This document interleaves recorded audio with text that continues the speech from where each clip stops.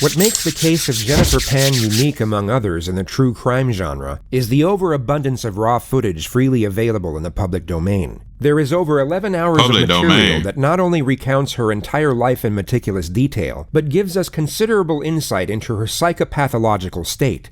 Jennifer herself will narrate her own story in this video, which is the reason the following lead-up segment will be condensed, as a brief outline is all that is needed before delving into the extraordinary mind of this individual. Jennifer was born in Markham, Ontario, where she was raised with her older brother in a middle-class household. Her parents, Beek and Han, were originally from Vietnam, and their method of parenting was strict. Very strict. What some might even class as authoritarian. Success and achievement from their children were seen as outright obligations, whether it be in academics or extracurricular activity. And some might argue these expectations took precedence over the well-being of the children themselves. Jennifer initially took the imposed pressure in her stride and put everything she had into figure skating. She had exceptional talent, and at one point was expected to compete in the Winter Olympics. But I ain't gonna lie, that's her?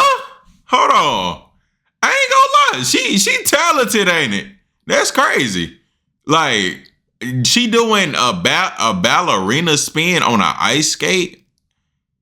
Like, that's crazy. Like, wow. Mind you, I can't even regular skate with the wheels. Like, so ice skate? Like, come on, gang. Like, yeah. And you on like a little thin blade? Yeah, that takes skill, no cap. Initially took the imposed pressure in her stride and put everything she had into figure skating. She had exceptional talent, and at one point was expected to compete in the Winter Olympics. But she suffered a serious knee injury at the age of 14 and was told she could no longer compete. Her dreams were cut short, but of more concern was that her parents' expectations now had to be met through the more traditional route of education. And the issue was that Jennifer wasn't anywhere near as academically gifted as she was athletic. She was averaging a C- when her parents wanted straight A's. So rather than communicate with them, she decided to meet their expectations under false pretenses and began faking her test results. This led to her faking her end-of-year report cards, which eventually led to her faking a high school diploma and then a university acceptance letter to study pharmacology. In the abstract world of her parents, Jennifer was on her way to a noble and well-paid career in medical healthcare. When I ain't gonna lie, if you ever get to the point where you gotta fake a diploma and getting accepted in the university, bro, it's like, you too far gone. I ain't gonna lie, it's not that deep. It's not that deep. It get to the point where, man, come on, bro. I mean, it ain't really too much your parents can do to make you get good grades, bro. Like, unless they just go whoop you every day. I ain't gonna lie, me personally, I'm just gonna have to take them whoopings every day. Other than that game, it ain't too much they can do. Like, it's never that deep. I'm about to go out my way and, you know what I'm saying, make a fake high school diploma, act like I fake got accepted in university, act like I'm fake getting A's on test results. I ain't gonna lie. The only way it probably is that deep is like her parents had to been giving her like vicious whoopings. Like that belt, like, you know what I'm saying? Like the posture, you know what I'm saying? That her parents probably was hitting her with that belt was probably vicious. Like, I'm talking about vicious whips, like on her, like had to be. That's the only way I go out my way to fake all that. Like, them belt hits had to be devious, gang. Like, ferocious. You know what I'm saying? Like, no cap, gang. Like, it ain't never that deep. Like, yeah. I know she hated to see that belt coming. Like, yeah. They must, I mean, at that point, to where I gotta fake all that, she must have been getting whoopings, like, at the same time. Like, her parents was... Y'all know, if y'all know, y'all know. When we was younger, we used to get whoopings with a belt, right? For some of us, not everybody. I know everybody's childhood went like that. Some of y'all didn't get hit at all, which is, I wish I was y'all. No cap. You know what I'm saying? I got hit with a switch before. Not the gun, like the button on the back. I'm talking about go out in the woods and grab a stick off a plant. Yeah, I was getting hit with that, like real deal wood branches. So yeah. Wish I was y'all, the one that never got hit at all. No cap. But yeah, gang. What I was finna say? Oh, yeah.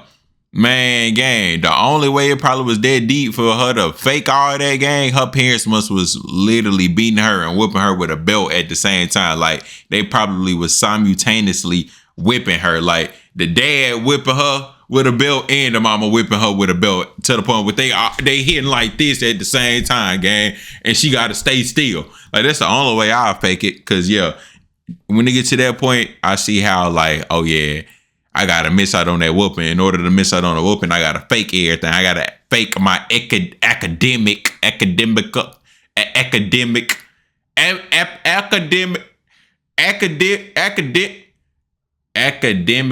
levels. I gotta fake my academics so they can see that I'm academically successful.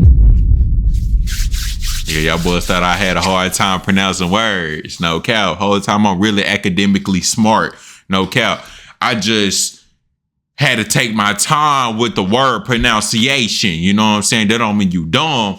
That's just your mind not aligned with your brain thinking at the moment. You know what I'm saying? Because I seen it in my head, but my voice wasn't seeing it yet. You know what I'm saying? Yeah, let's get back into it. Reality, she was a high school dropout living with her drug dealer boyfriend, whom she had been dating in secret for almost 8 years. She was eventually found out in 2010 when her parents discovered she had been living a double life, and was then given an ultimatum. At 24 years old, she had to choose between one of two options. Option one was that she had to live at home under a strict regime, cease all contact with her boyfriend, and only leave the house to go back to school and pursue an education. I ain't gonna lie. Let's just say this. I'm pretty sure she's gonna choose her boyfriend over her parents. No cap. It's so cliche. It's so cliche. She gonna choose her boyfriend over her parents. It's so cliche, gang. The smart girl, like with the strict parent household, dating a bad, like trouble type boyfriend that she shouldn't be supposed to be dating. Yeah, it's so cliche. I'm pretty sure she gonna do that. But I noticed the whole family got glasses on, so I feel like I'm left out of place. So I'm about to put my glasses on too, so I can feel smart with the family. No cap. You know what I'm saying? Hold on. I gotta brush these out though. Yeah. I ain't gonna lie, these is a little bit cheap.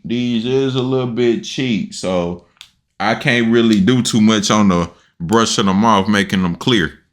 But hey, it don't matter. No cap. We still go rock them. No cap, man. They a little dirty. I might gotta spit on these. No cap. Do it the old school way.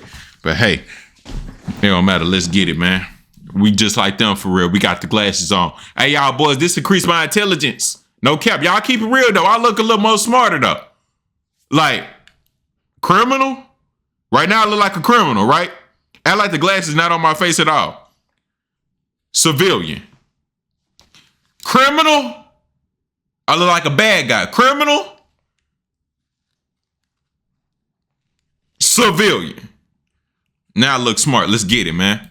Option two was that she could do whatever she wanted, but she would then be disowned from her family. She could never return home, and all financial support would cease immediately. Jennifer evidently decided neither option would suffice, so she created option number 3. She had her boyfriend arrange a mock home invasion, where 3 of his acquaintances would enter the Pan household and stage a robbery gone wrong. The 2 instructions were to first ransack the home and then murder the parents. The planned date was Monday.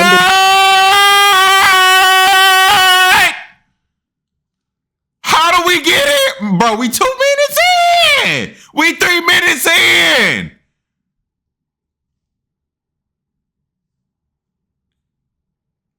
She got her parents killed.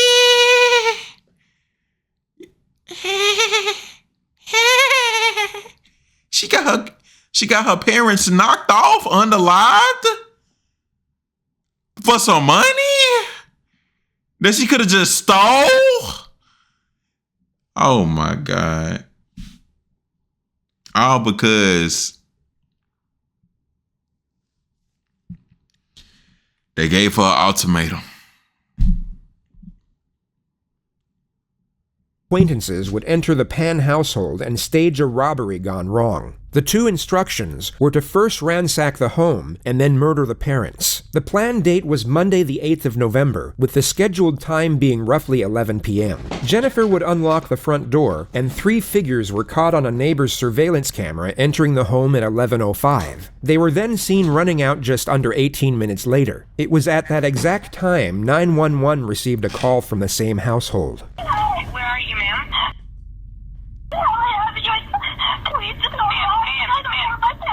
Ma'am, calm down. What? Some people broke into our house to show us all his money.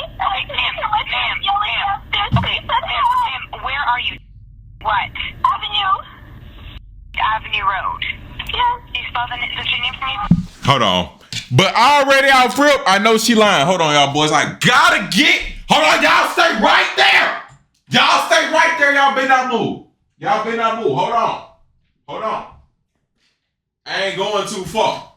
All right, I'm back. Hold on. I need y'all to stay right there. I know y'all gonna be like, "Hey, Rico, why you ain't cut that out, bro? Bro, why you ain't cut it out, bro? Why you didn't cut out when you had to go step out and go get water, bro? Bro, that's so unprofessional. Nigga, shut up. Shut up. We don't want to hear all that. I'm as professional as it get. You know what I'm saying? I'm professional as it get. Excuse my language for using the N-word. Now, that wasn't as professional. But I'm professional as it get. Don't ask me why I'm pouring water on my glasses and I'm literally making water spill on the carpet. It's my carpet. And I don't care if it's wet or dry. So, yeah. Anyways, I just had to cleanse my glasses. Now we back in the game, my boys. Let's get it. Let's listen to this girl, Jennifer, lie to the police.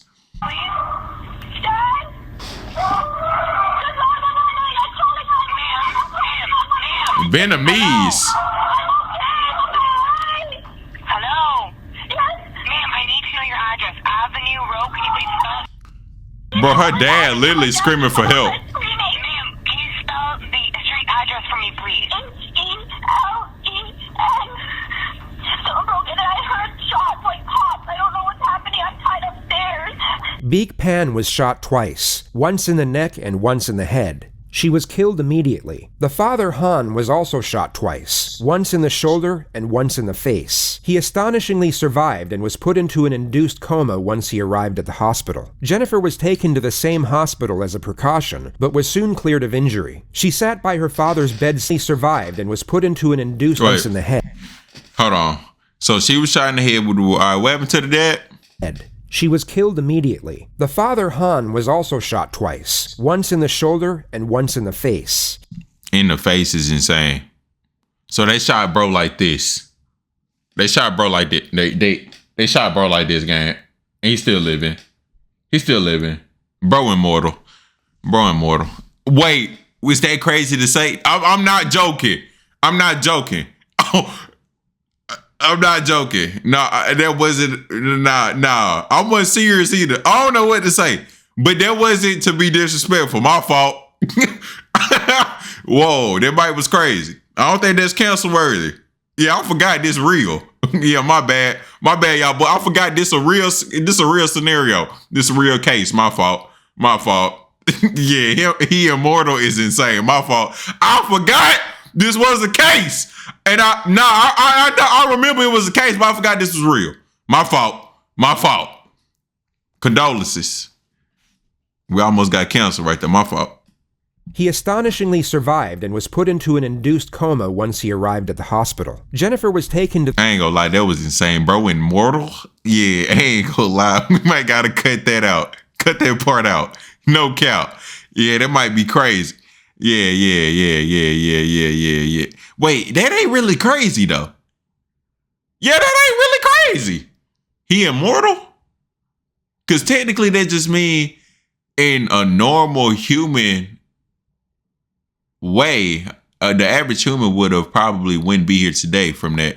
So being immortal is a compliment. So yeah, actually, that ain't bad. Because I didn't mean it in no disrespectful way. I'm just saying, by me saying he immortal, I'm technically saying the average human would have not been alive today. So the fact that he survived that, he immortal, like basically, immortality really is like, bro, things that would normally harm or unalive the average human, you don't die to. So that's immortal. So yeah, that's actually not bad. I don't know. It sounds crazy out loud though.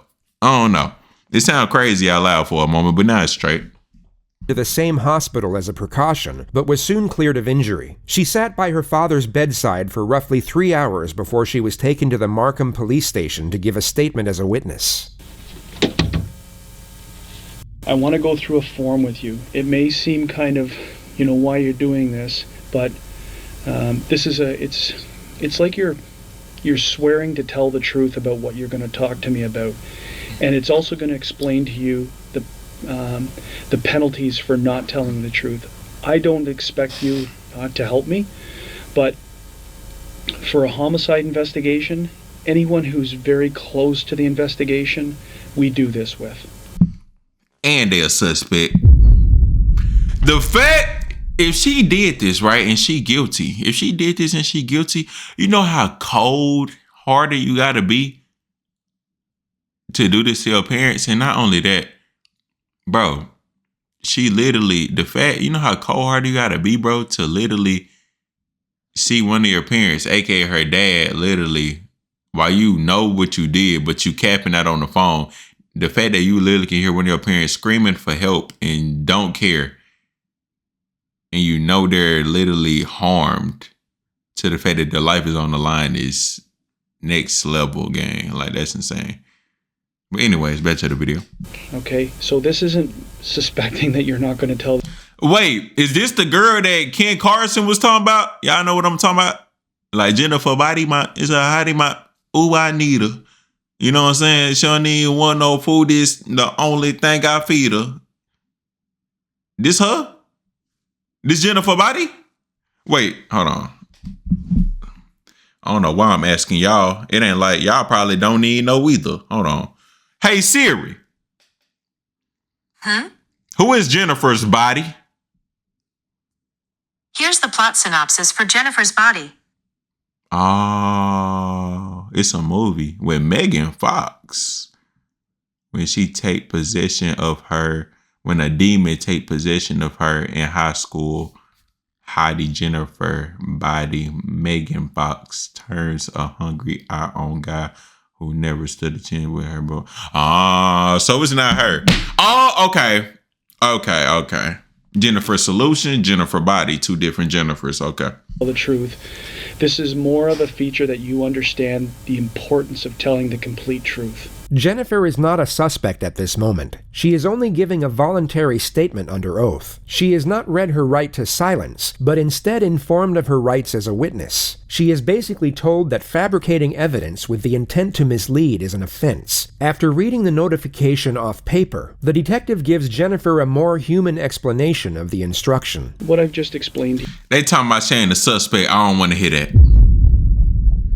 She is a suspect! She is a suspect! She is a suspect! You want to know why? You want to know why? Do you want to know why? Do you want to know why she is a suspect? Jennifer, you is a suspect, baby! Jennifer, you is a suspect. Do you want to know why? Because how?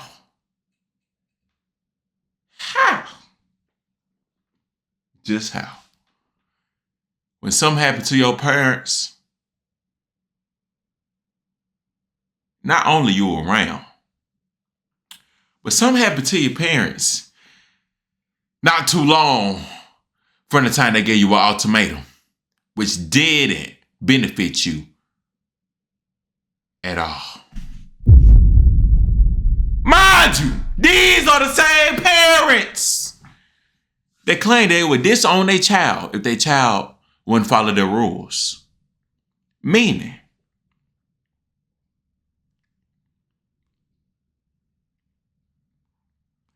the average human doesn't like to be told what to do. Therefore, you probably had some already potential build-up animosity towards your parents because they were so strict. So your motive is there. They're controlling. They're trying to keep chains on you. They're trying to keep you locked down, Jennifer. But Jennifer, you know what you want to do? You want to be free. And you think the only way to be free is to commit crime.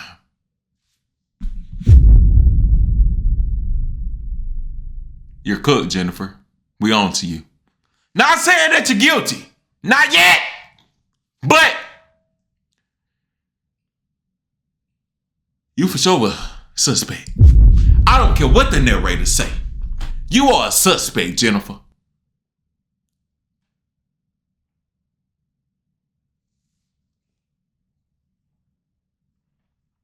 You a suspect.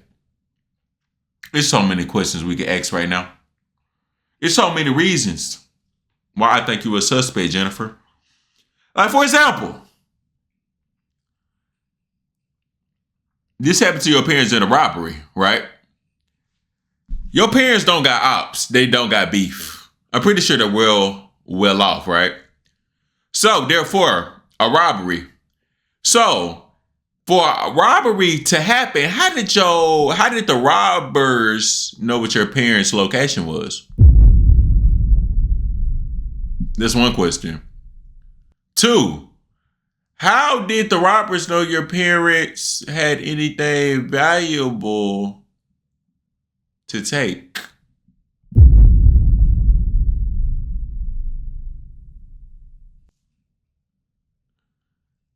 Third question. Why did all this happen all of a sudden when your parents gave you an ultimatum?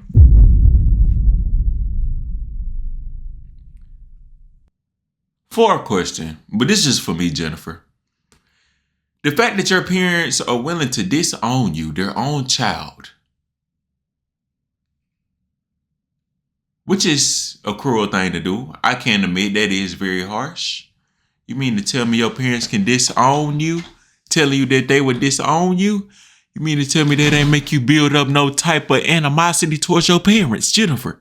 You mean to tell me the fact that your parents can literally cut you off like that, their own child, literally cut you off in an instant just because you won't be obedient? You think that wouldn't make you feel any type of way, Jennifer? You think that wouldn't potentially make you get some type of build up animosity towards your parents, Jennifer, to the point that you will be willing to harm them, Jennifer? Case closed. Case closed. I never missed. I never failed a case. I never failed a case at all. And this will not be the first one. And this will not be the last one that is presented to me. You know what I'm saying? Let's get it. You is you're here voluntarily to help us, that you don't have to talk to us if you don't want to, but the importance of talking to us, and if you're talking to us, the importance of telling the truth. And if you don't tell the truth, there's criminal consequences for not telling the truth. That's all that stuff had to deal with. Okay? The investigator then leaves to get the Commissioner of Oaths, which is for the purpose of swearing in the witness, but he first brings in a box of Kleenex. This is universally recognized as getting startled, yet the official term in neurophysiology is the startle reflex via auditory stimulus. Hyperarousal from a traumatic event can often exaggerate this response in a manner similar to how Jennifer reacted to the sound of the door. Hello, my name is Andrew Laspiro. I'm a Commissioner of Oaths with York Regional Police. I'm here so you can give a truthful statement, either by solemn affirmation or swearing on the Bible. Which do you prefer? Swearing on the Bible. Okay, just put your hand on the Bible. Do you, Jennifer Pan, swear that the evidence you shall give on this investigation... You know the crazy part? The times that we're in, gang, that people are like even swearing on the Bible, gang. So I don't even know why they even, you know what I'm saying, still use this method. No cap. ...shall be the truth, the whole truth, and nothing but the truth. So help you God? I do. Once Jennifer is sworn in, the lead investigator returns to collect the statement. Now I want you to sort of take yourself back to earlier on today, yesterday, meaning the 8th of November, and tell me about your day. Okay, start at any point in time, wherever you feel comfortable, and then we're gonna move forward. Okay. Yesterday, probably around 9 o'clock in the morning, 9:30.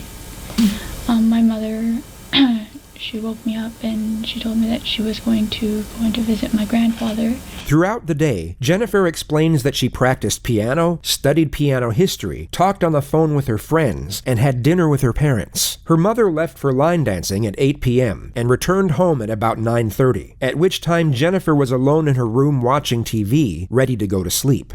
And then suddenly I just heard my mom calling for my dad to come down. And that's when I lowered the volume on my TV, and I could hear the voices weren't any voices I was very familiar with. And so I was scared and I couldn't move. I just sat in my room for a while. And then I thought I heard them all leave the top floor, and I peered out of my bedroom door. And a guy was there, and he came at me and had string in his hands and tied my arms back and said, "I have a gun behind your back. Do what I say. If you do what I say, then no one will get hurt. Where is the money? Show me where your money is." My mom kept trying to get up, and they kept telling her, "Sit down." And so I didn't want her to get hurt, so I told her, "Mom, sit down." They were trying to find her wallet, but her English... He said, "Show me the money, where the money is." Bro, how did the people know that your parents had money? Like, they had to get informed, bro. Like, what? Like, bro, if it's a home robbery, they not gonna say, "Show me what," unless they just dumb.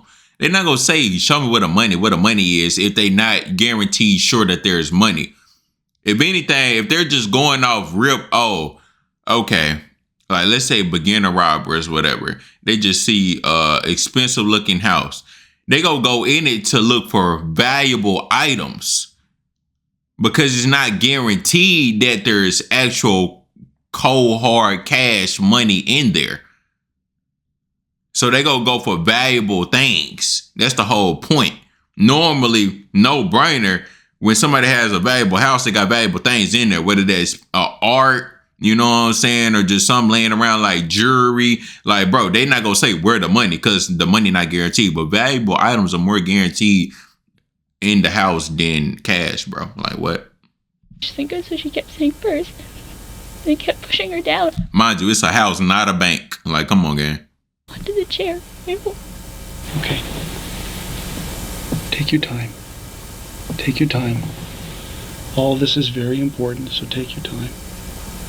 Jennifer's nonverbal communication up to this point has made sense, and the reflection of her mother's last moments seems to push her over the edge. It could be assumed the detective still considers Jennifer a victim at this moment, but in the next moment, he will start becoming suspicious. They kept all the lights off on the main floor. The only time there was light was when they opened the fridge door to see if they could find where my mom's purse was. Take yourself back to a moment in your life when you have been overwhelmingly upset about something, and at the same time were trying to explain to someone why you were upset. You wouldn't quietly and reservedly convey the events. You would likely blurt them out in a forceful and disordered manner. Your sole focus would be on processing your thoughts and conveying them into speech. The emotional turbulence of severe hysteria and grief makes it very difficult to convey thought into actual dialogue, and the simple wording of a sentence becomes very challenging. Jennifer seems to find her words easily and executes her sentences perfectly. One of the gentlemen asked my father if he had money in his wallet and where his wallet was. So they took me, because I was next to the stairwell, they took me up the stairs to show them where my father's wallet was. But I didn't know. They had turned the room upside down. I didn't know where his pants were at that time. The intruders retrieve $1,100 from the master bedroom and then tie Jennifer to the upstairs banister. Next thing I know, I think I heard my parents going down the stairs, and my mom was asking them for me to come with them. They wouldn't let me come with them. And after they said, the last things I heard them say was, "You lied to us, you lied to us." And then I heard 2 pops. My mom screamed. I yelled out for her. And a couple more pops.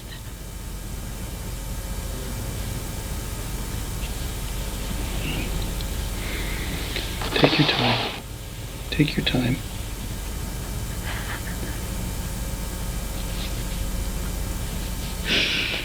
And I think I heard my mom say or moan or something, and then they did one more before they left, and then one of the guys said, "We have to go now, it's been too long." And then they ran out the door, and I think once they were out the door, I heard my dad go up the stairs, and at that point... Jennifer has clearly gotten her story straight beforehand, yet in the next moment appears to realize how unusual it is that she was able to make a phone call when her hands were tied behind her back to a banister. She hesitates, stutters, and even looks to the detective for approval twice before she quickly moves on. I had my phone in my... Even they ain't catch that. Shout out to the narrator, man. On me, behind me, that I had hidden there that they didn't know about. So I had my phone on me, behind me, that I had hidden there that they didn't know about. So when I thought that they had heard them all leave and my dad ran up the stairs, I whipped up the phone and I called 911. But I still hadn't heard anything from my mom, and all I could hear was my dad running on the street, just moaning and making sounds. The detective then breaks the event down into components and has Jennifer go through each moment in more detail. The first of which is the appearance of the intruders. Jennifer now describes the one who appeared to be in charge. The only thing I can remember was he had dreadlocks. He had dreadlocks. So can you describe... I'm dead. Of course he got dreads. Of course. You dreadhead boys. Describe his race to me? He was black. Was his head covered? He what? The only thing I can remember was he had dreadlocks. He had dreadlocks. So can you describe his race to me? He was black. Was there anybody black on? I remember one of them was Asian, I think. What was it? Somebody black on there? I know one of them was Asian for sure because he was at the top. Like, he hard to miss. But I don't know. I probably got to see the list again. I know it's probably about 4 or 5 of them, right? So I don't remember if it was somebody black or not. I don't even remember dreads. If he had dreads, they must was the baby dreads because ain't no way. I don't even remember seeing dreads. Was his head covered? Was his face covered? Do you remember anything about that? Just that his dreadlocks were kind of flopping all over the place. I couldn't really... So they nappy. He need a retwist. They kept the lights dark as much as possible. Did he have a gun? Yes. Did you see the gun? I only saw the top part of the gun. What did it look like? Kind of... It was black. Yeah. Do you know where the other guys involved in this are? I know one stayed with my parents downstairs. Okay. What? The other one, I'm not... At that point in time, I was more focused on him. Like, he was seeing me and he was coming after me. So you're saying there's 3 for sure? Yes. That's all? You saw a total of 3 at one time? You saw 3 people together? Yes, when I went downstairs, I saw 3 shadows. She details the appearances of the other 2 assailants, whom she asserts were also black males. The detective then brings her back to the one in charge. Bro, what? I don't remember. I gotta see it again. Bro, what about the Asian dude? And the other people? Everybody went black on there. I don't even remember somebody being black on there, but I know everybody went black. Now, the first guy who spoke to you, did he have any accent? None that I could make out. Was it clear English? English. Unbroken? Unbroken. No accent? From the terms he used, I didn't get to pick up an accent, no. He used short phrases. He sounded Canadian. I would say, yes, he was born here.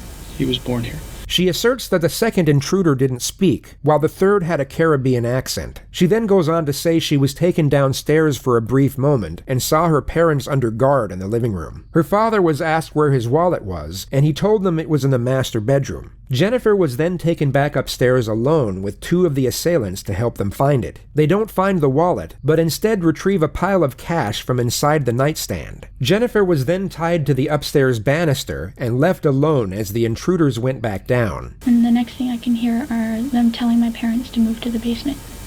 Okay. And I'm asking them, why, where are you going? And my mom's yelling to me, I want my daughter. Why can't my daughter come too? I want my daughter. Jennifer then hears one of the intruders yell, "You lied to us." Who do you hear yelling, "You lied to us," or to that extent? Number 3. I'm assuming it's to my father, because he was the one asking for the wallet. Now you hear this commotion downstairs. You said you heard 2 pops. And you heard who scream? My mom. Your mom. And what was she screaming? Do you remember? I couldn't make it out. It was kind of like a cry yell, so it was just... Okay. They had made the first round, or pop, and they had said, okay, that's enough. Let's go. Who said that? Whose voice is that? Number 1. Okay. And then I heard one more after that. And they're like, that's enough.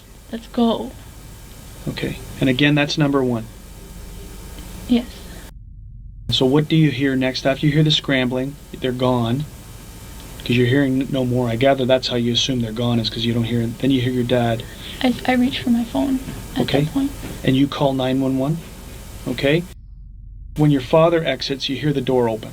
Because you hear your dog, and then I can hear like the outside noises. Okay. Like the wind coming in, and I just hear my dad, I think he...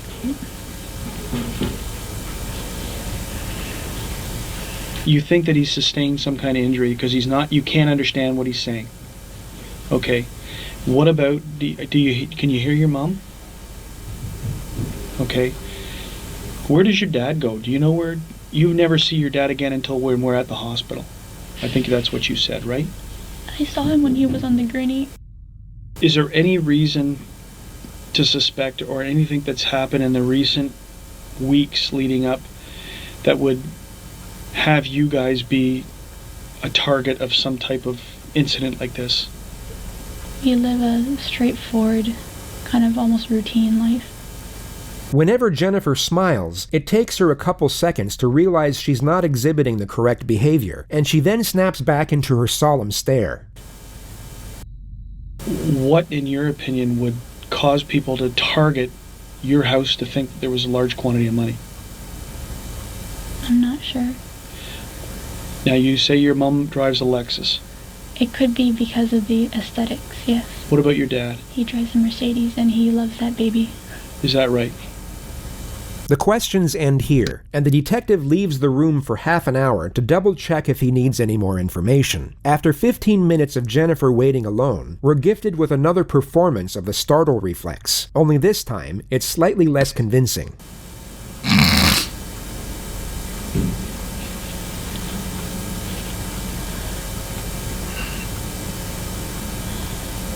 If investigators were certain of Jennifer's innocence, this would have been the first and last time she would have been questioned in such a manner. Police are extremely careful in how they involve victims in investigations as to not cause further unnecessary trauma. But on this particular occasion, it would come as no surprise that Jennifer's psychological well-being was of less concern. She was officially still a victim and witness, but unofficially a leading suspect. She was called back in to give another statement just 2 days later at 9 a.m. She was told the reason was to collect more details, but you'll notice that the line of questioning and the answers they attain have little to no use for anything outside of Jennifer's culpability. The actual reason for this second statement is to collect further information to use against her at a later stage. In this interview alone, they already start the process of cross-examination and start to catch her out in previous lies. Jennifer is still a witness at this moment, and the exchange is void of any direct confrontation. Yet she is still put under a modest amount of pressure, and the holes in her story start to become ever more apparent. Take that first interview that we had, which was, hours after what had transpired, put it aside. It's almost like we've never spoken before, okay? So we're starting afresh. We're starting from new. That way you're not going to say, I think I already told him that. Don't worry about what you've already told me. Do you, Jennifer Penn, swear or declare that the evidence that you give in this investigation shall be the truth, the whole truth, and nothing but the truth, so help you God? Yes. We're going to see if we've learned or if you've remembered. I ain't gonna lie. She keep lying on that Bible, man. Like, that's insane. Anything else. And there's some questions with respect to that statement that I'm going to ask you about. Okay, but I'm going to let you start again, and let's move forward from any time in that day where you want to start. If it's the time you woke up, or if I ain't gonna lie though, her fit kind of tough though. I ain't gonna lie. I just peeped it though. Like, her fit kind of hard though. You know what I'm saying? Like, yeah, that fit kind of hard. I can't give her that though. It's the time that your first interaction, it's your choice. Okay, I'm just...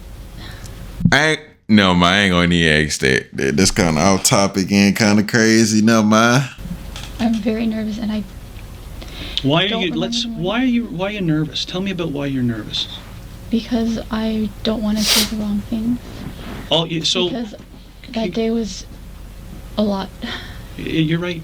How you gonna say the wrong things? But what? How you gonna say the wrong things if he's just asking you for more details off the things that you witnessed? How can you say the wrong things when you know what you've seen? That doesn't even make sense.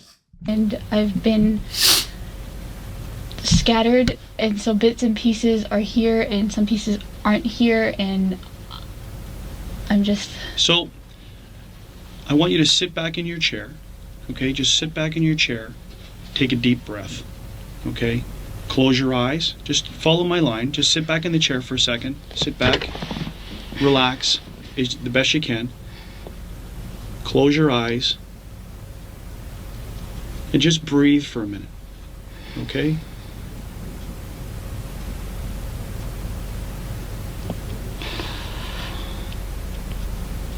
The most curious detail you've probably come to notice is this. It's known as a self-pacifying gesture. A person who does this is most often uncomfortable and sometimes fearful of what lies ahead. It's a coping mechanism to dissipate stress and afford self-assurance. What I can remember is when I woke up, I had some breakfast. She practices on the piano, studies piano history, plays games on her phone, and speaks with her friends on Facebook during the morning hours. Her mom leaves to visit her grandfather at around noon and returns at 3 p.m. to prepare dinner. Her father comes home at around 4:30 from work, and dinner is served 1 hour later. Her mother leaves for line dancing at 7, then returns at 9:30. Jennifer at this point is in bed talking with her friend on the phone, and her father is in the computer room. She then hears her mother loudly call out to her father. What is she saying? She's calling him by his name and to come down. Okay, so give us verbatim. What do you hear her saying? In Vietnamese, she's like, Hanoi, someday. She's clearly aware that she has to appear mournful over the subject matter and sensibly draws out this emotion at the correct moments. Yet what's fascinating is how she's unable to maintain this emotion when inquired over the same elements. In this very moment, she appears completely grief-stricken, but when the investigator inquires further, this supposed grief rapidly dissipates. It's extremely difficult to convincingly act out an emotion while evaluating a question. It requires two completely different parts of the brain, which is why most people can only do one of these things at a time. This is exactly what you see in the next moment, and continuously throughout this interview. And what does that translate to? That's my father's name, Han. Come down here. Does she say anything else associated with that? I can't hear clearly because, I was on the phone and the TV was on, Sure. but that's what I heard. Is she yelling? Or is it normal? It's a loud, she's not yelling, but it's a loud tone. Okay. She then hangs up the phone with her friend once she hears the commotion. As I'm hanging up the phone with him, I hear footsteps going up the stairs. Okay. But they're heavier footsteps than what is to be expected from my parents. Okay. Jennifer hears unfamiliar voices, so she opens her door to investigate. She has spoken for 2 minutes up to this point without being interrupted, and once again manages to build up her emotion to correlate with a supposedly terrifying event. Yet as soon as the detective interjects with a question, we once again see this emotion dissipate. I peered out, and there was a person in what would have been my brother's room. And where's your brother's room located? Just a little bit down I could see from my doorway to his doorway, just Okay. a little bit down the hall. Okay. The first intruder then robs Jennifer at gunpoint before taking her to the ground floor, where she then sees her parents sitting next to each other. From where I was standing, my father was sitting on the right, and my mother was sitting on the left. Sitting where? On a couch, on our couch. Sitting on the couch. Are they looking out towards you? No, their backs are towards me. Okay. And you're now on the ground level? Are you on the floor? Or on the I'm sitting on the the stairs? floor. I'm sitting on the floor. All right, where are your hands? They had tied my hands, So let's as go. I said. Let's go back up to the stairs. Remember we said Her emotional display in seeing her parents in distress gradually faded after each interjection, but you'll now see it completely cease altogether once she realizes that she made her first mistake. Everything she had said up to this point correlated with her initial statement, but she had just forgot to mention that she was first tied up before being taken downstairs, and only brought it up when reminded by the detective. take the other statement and whatever we've said before. No, I said it earlier. She didn't say she was tied up earlier. She completely forgot to mention it and seems to be trying to convince the detective otherwise. It's a moment of slight panic, which becomes far more pronounced when you compare it to her supposed grief-stricken recollection 5 seconds earlier. The detective doesn't challenge this, as it can be used against her at a much later stage, and the main objective at this point is to collect as much conflicting information as possible. Okay, then let's get back to that area. I think you might have touched on it. We went back into the description. So where do you get your hands tied, and where does the string come from? I'm not sure where the string comes from, but he had the string. Okay. And after I gave him my money, that's when he tied my hands. She is then taken downstairs where she sees her mother being interrogated by the second assailant over the whereabouts of the cash. According to her first statement, the second assailant never said a word the entire time. He had pushed her back onto the couch, and she Who kept... pushed her? Number 2. Okay. He was pushing her back onto the couch. And she kept saying, "Where's my purse? Where's my purse?" And the guy kept telling her to sit down, and I didn't want my mom to get hurt.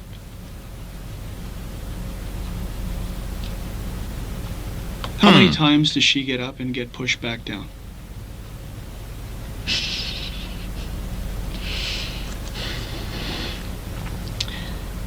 I'd say she got up twice. Has number 2 uttered a word at this point in time? I can't remember hearing him. Okay. So we're just correcting what you said earlier, because you said earlier that it was number 2 who was asking where the purse is, what the purse is, and now you've said now it's number 1 guy who would I'm initially... sorry, it's just... No. It's all a purpose. The purpose here is clarifying what you're saying. So number 1 I just is... don't want to... Number 1 is the one who's doing the talking about the purse. Number 3 is focused on your dad's wallet. Okay. Jennifer continues to make contradictions and is forced to correct herself multiple times after she notices the puzzled gaze from the detective. He inquires over the appearance of assailant number 2, who is wearing a hoodie according to the first statement. You get a good look at number 2 now of what he's wearing? All I could tell was he had a vest, and his face was like a long oval face. He had a vest? No, hoodie. Okay. Dark hoodie. Okay. Did you see them recover anything inside your mom and dad's room? I did not see anything, no. Are you sure? Because when we spoke the last time, there was some mention of some other money that went missing.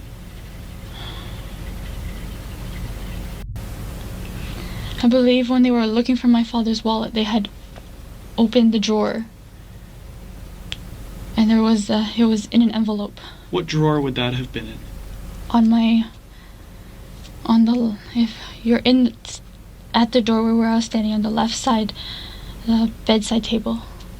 Whose side of the bed is it? That's my mother's side of the bed.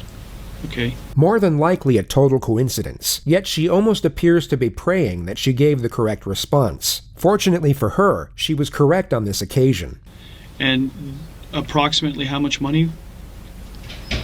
I'm not sure how much she took out for our trip, but I can only estimate about a few $100s. Few hundred, because at the time, the last time you told me, you were pretty adamant about $1,100. So I'm curious to know how you came up with that number.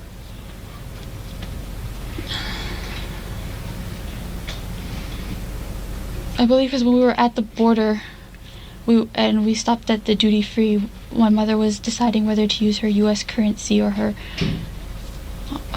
U.S. currency or her Canadian currency. So it was at that time you remember hearing $1,100, and is that the inference you're saying? Is that because you're pretty solid saying that it was $1,100 that went missing, that was taken, and that you saw it? Bro, I know they ain't do all this for $1,100, gang. Come on, gang. Like, come on, gang. No way. I know they not. Come on. Nah. Ain't no way. When we spoke. And who took it? Who took possession of the money? I'm sorry. It's all right. The detective lets the contradiction slide once more. Jennifer is then brought to the moment where the intruders had just left and she is tied to the upstairs banister. Let's come back to now. You're being taken to the banister in the upper room. Don't apologize, okay? I'm going to try and ask you questions to try and clarify points, okay? If you don't remember, you don't remember. Okay, so there's no apologizing. The only reason you would apologize to me is if you lied to me. No. Okay, no, so then in this case, then don't apologize to me. It's okay. Okay, I'm going to ask you questions to clarify points. Okay. You're now bound to the railing. Can you show me? Can you stand up and turn around and tell me? Just show on the camera how your hands are bound and how you are against the railing. You don't have to sit down. I just need to see how you were. Just tell you. The only reason I'm trying to, I need to do. Why is she about to cry? This is that I'm also going to ask you is that it. So take this back to from. Oh, she probably think he about to arrest her when she put her hands behind her back. I'm dead. Take it out of a traumatizing event, which it is, and put yourself into a more clinical position because I want to see how you could physically get your phone out of your waistband. We're obviously going to need to know that. It's very important. So traumatize away. Now put yourself into just a state of, I need to mechanically show how I can get access to my phone. Okay? Because that's obviously very relevant. We know you made the phone call, but questions are going to obviously raise is that if my hands are bound and I'm against the railing, how do I talk to a 911 operator? Okay? So clinically, this is now a clinical demonstration. Just stand up. Focus in on how you did it.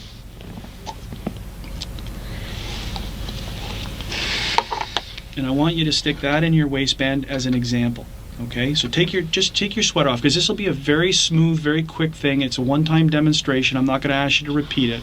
The two critical parts of this demonstration are where Jennifer states she was tied and the movement of her arms as she takes her phone out of her pocket. The investigator is hoping the mechanics of the two components would be illogical and contradict each other. They tied my upper arm.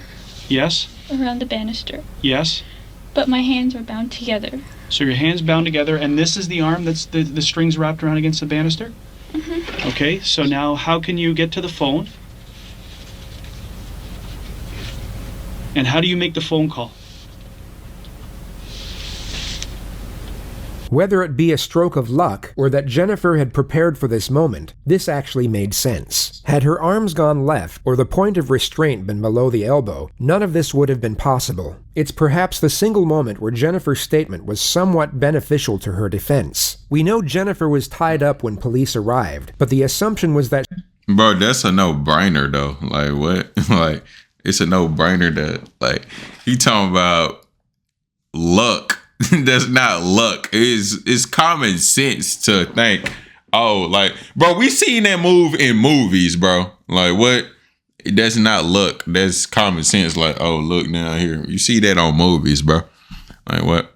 that she had her phone in her hands the entire time and wouldn't have had to retrieve it from her waistband. She can now argue that this portion of her testimony is genuine. 911? And do you talk down like that? Yes, I'm yelling at the phone like this. And how can you hear? I turned the volume on max. Yes? So that's exactly the way that you're talking to her against the railing? Okay, that's good enough. Sit down. Jennifer is then brought back to the moment just before she heard the gunshots. At this point, I started hearing my parents get up. And they're moving. And my mom's yelling, "Where's my daughter? I want my daughter. Where's my daughter?" And I'm yelling, "Mom, I'm here." Here. Jennifer, take a Kleenex and just take a minute. You'll notice that she doesn't wipe her eyes or blow her nose, just buries her face in the tissue, which the detective later testified remained completely dry. Okay. So we're now down in the basement. They're down in the... You know your parents are down in the basement. I heard pop. And then my mom. I heard her squeal. Multiple pops occur thereafter before she hears the intruders leave through the front door. Once the door closed, I heard my father. He ran up the stairs and all I could hear was moaning. Dad. Once I heard him starting to move, that's when I pulled out the phone and I was trying to call 911. This is untrue. She only realized her father was alive midway through the 911 call. And in that exact moment, you can actually hear genuine fear in her voice compared to her fabricated panic the moment before. Facts though, because mind you, like how I said when I made the statement, like the fact that he survived the face gunshot wound, right? You can see that, like, you know what I'm saying? Like, yeah, I was finna say the same thing, like through the call. Like, yeah, I was like, because it don't make sense how her mom was instantly, you know, with the whoop. And the father still was living. I'm like, yeah, that don't make sense. Because technically, if the father's still living, you know he can tell the truth and blabber out what really happened. So I'm like, she must have didn't know he was still alive. Or I'm like, when she get done with the phone call, then she go finish him. But I'm like, why would she finish him over the phone call when they can look? But at the same time, I thought they was go, mind you, it's multiple people doing the robbery. So I thought they was go actually finish the father while she on the phone. But the fact that he's still alive, that, bro, if he wake up from a coma, he can say everything and boom. Everybody, what really went down, what really happened, y'all all cook, gang. Facts. Where are you? What? Avenue Road. Yes. Can you spell the name for me, please? Dad?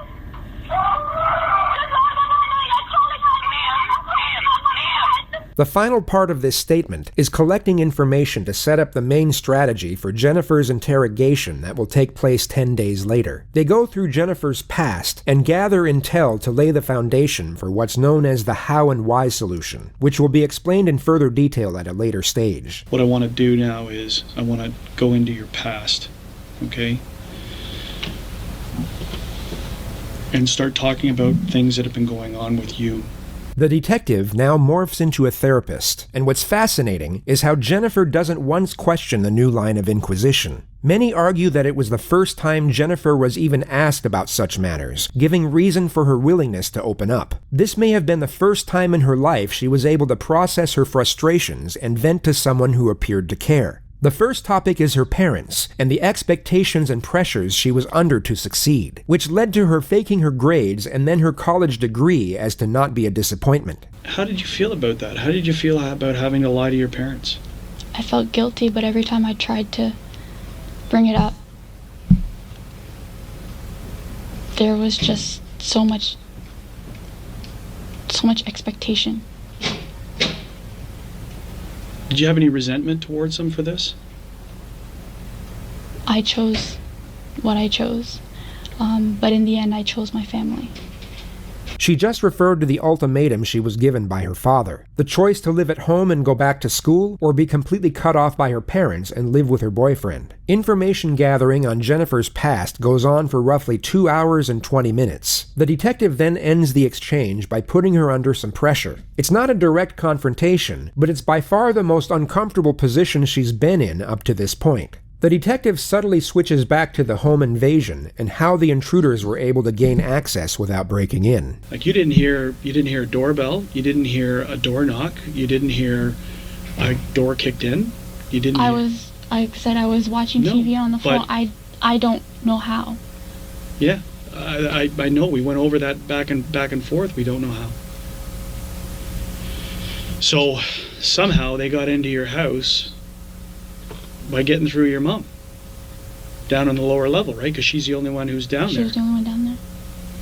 So it's very confusing.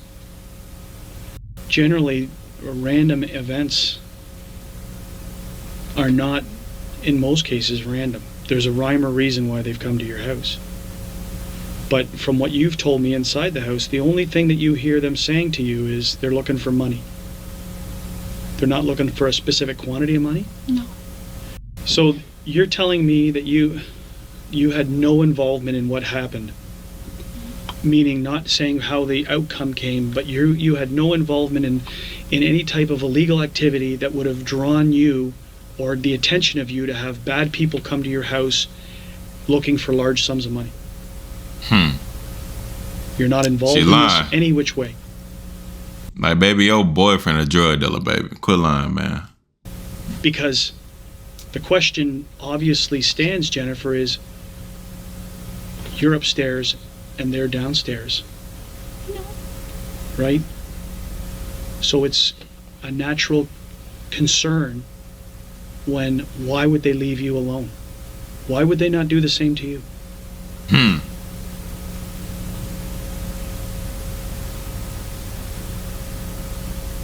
You can't answer that question? The only thing I can say is he said I cooperated.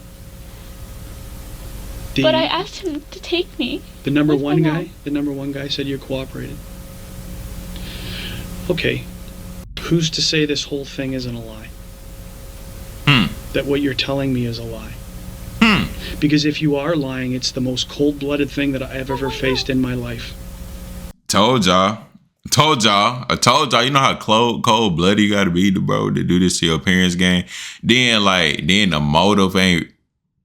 Well, I'm going out the assumption of she just did it because, you know, they strict and with the wood. But it'd be interesting to see what her real and true motive is. But again, like, she ain't even had no real reason to even do it to him. They wasn't even no threat to her life or nothing either. So, like, it's crazy. Like, even if she didn't actually, like, do something to him, like, even though if she wasn't the trigger person or whatever, bro, she still played a part of the murder. Therefore, she still cooked. She don't have to be the trigger person. She don't even have to do any harm to them at all, bro. The fact that she dropped the location or anything, bro, she's part of the murder. Bro, just giving the location out alone, like somebody dropping your whereabouts, bro, that's the main important piece of the murder, because without them giving your location out, the murder would have never happened. So therefore, you play a powerful part and role in the murder, just as the person that's pulling the trigger. So regardless, even if she didn't actually pull the trigger to harm her parents, she's cooked because she played a part in the murder.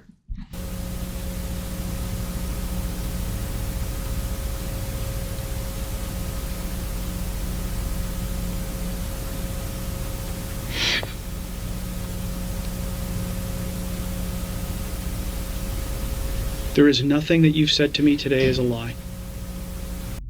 Now, back to another very difficult question. But if I don't ask it, it's an obvious one. The resentment that you may have had towards your parents for the interference in your relationship and your life and essentially locking you down in your house. What did I tell y'all? I said literally with her parents, it seemed like she's locked. But Jennifer wants to be free. The only way Jennifer probably thought the way she can have freedom is by getting rid of her parents. I literally just, bro, Like I said, I should have been a detective, bro. Like, and that's the other word that I meant to say. I knew it started with an R, but I forgot what it was called. But when I kept saying animosity, I meant to say animosity and resentment. Like, bro, like obviously it's because her parents trying to, they probably from her eyes, she see them as too strict and controlling. Therefore, she want to be free. She don't want to be controlled. She want to have free will. And the fact that her parents interfering and trying to give her ultimatums, and they also say they would take away their financial support and stability that they're giving towards their daughter, that probably made her see that she probably as well had to rob them too. You know what I'm saying? So like it's all like type of, and then add on the fact that they are willing to disown their own child just off their child not following their rules is insane. So she probably felt even more resentment and animosity towards her family, aka her parents, because she probably looking at it as them like, dang, you really would cut off your own daughter, your own blood, the person that you created, just because you want to be so controlling. That's probably how she's seen it in her eyes, bro. So like, yeah, it all made sense. At the end of the day, I love my parents and I chose to be with them. And if I wanted to, I could have just left, but I didn't. I wanted to stay with them and take care of them. So this wasn't some evil plot that you thought up to... Oh my God, no. No interaction, no belief, no, you didn't have anything to do with this thing at all, whatsoever. No. You don't engage in illegal activity? No. Because you know that it'll be very easy. It will be a very easy thing to discredit you on, right? We're in the process of trying to add credibility to what you tell us, and that's through the process of asking people and doing whatever.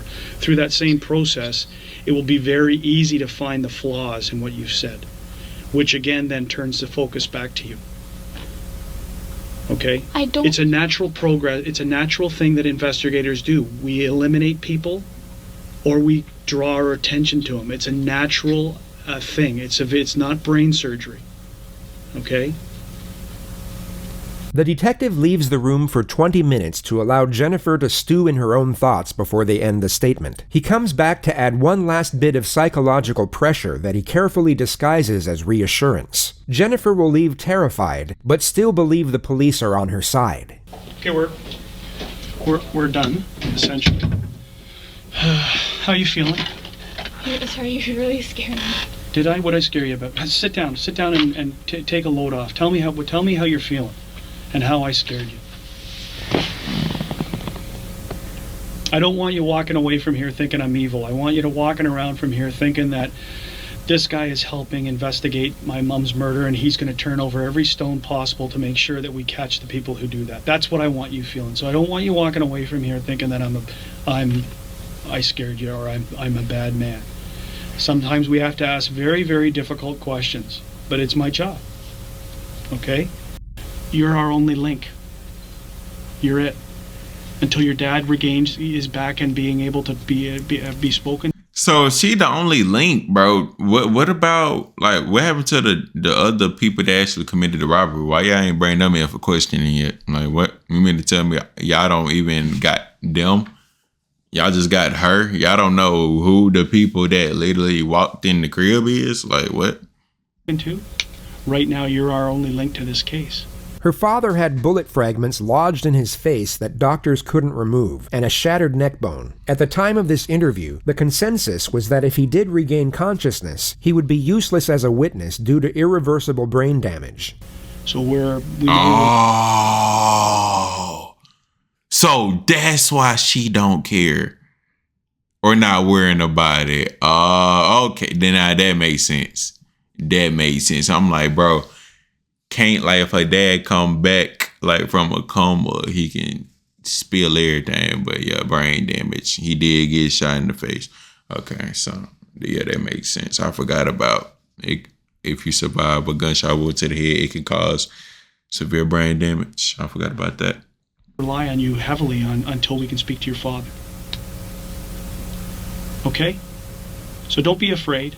If you've told the truth, the last thing you should be afraid of is anything. If you've told the truth and you've been truthful through this whole process, then you're helping. You're doing your part. Okay? And don't be afraid of me. I'm just afraid because, like, I know everything is just all pointing negatively right now, and I don't understand why. I feel that, like, the way you're speaking to me, it's kind of like, I know you said that you had to say those things, but it's here, and I've already said it to the special victims yesterday, but there's, like, ideas in my head. Yeah. And I'm afraid to say it out loud. But ideas about speculation of what happened, how it happened. Unfortunately, at times some of us have to point the finger, seem like we're pointing the finger, and it really is just to provoke you to see what you're going to do, how you're going to respond. Okay? So it's only a question, and it's been answered. And if you've been truthful, okay, you have nothing to fear. Absolutely nothing. Okay? Police kept Jennifer under close observation from this point forward. A surveillance detail was assigned to track her every movement, and she was even monitored at her mother's funeral 3 days later. According to reports, she was emotionless the majority of the time, only showing what appeared to be feigned grief at certain moments. She never shed a single tear, and kept her eyes to the floor or completely shut for the entirety of the service. Jennifer's father had in fact awoken from his induced coma the day prior, and miraculously seemed to remember everything from the night of the incident. She's cooked. I knew he was gonna remember. Like, yeah, mind you, brain damage with all that when it comes to a headshot, and the chances are, bro, they just say that because that's what normally happens, or it's a high chance of it happening. Bro, it's always a chance that it don't. It's a high chance of you dying if you get shot in certain areas. But guess what? You can still survive. The impossible is possible. So I already knew he was going to remember. Mind you, me seeing how long it is too, I'm like, bro, for sure go wake up, spill it all. And yeah, because it seemed too long, gang. It seemed too long, like an hour and 30. I'm like, yo, it's for sure gonna be more. And I figured out that the more in the song, the more go be the father waking up and remembering everything. No cap. Or they find the evidence. But yeah, you're cooked, baby. You're cooked. But shout out to Pops. He about to tell it all, and we open ears. Let's get it. He would give an official statement in secret on November 16th, and multiple parts of his story contradicted what Jennifer had told police. The most significant detail was that she was never tied up, but instead walking around freely and talking with the intruders as if they were friends. He actually spoke with Jennifer over the phone, but was informed by investigators to act amnesic and not to confront her, only to ask her if she thought her ex-boyfriend was behind it. She stated that she was almost certain he wasn't. The only issue with Hahn's statement was that he had suffered minor brain damage from the gunshot, which could be used by a defense team to refute his testimony in court, or even get it thrown out altogether. Furthermore, it was essentially his word against Jennifer's, and their turbulent relationship would also work greatly in the defense's favor. York Regional Police knew they needed a confession for the best possible chance at securing a conviction, so they assigned their most experienced investigator to conduct Jennifer's interrogation. She was called back into the Markham Police Station on the 22nd of November at 2:30 p.m., a week and a half after the incident took place. So just for the record, it is the 22nd of November 2010.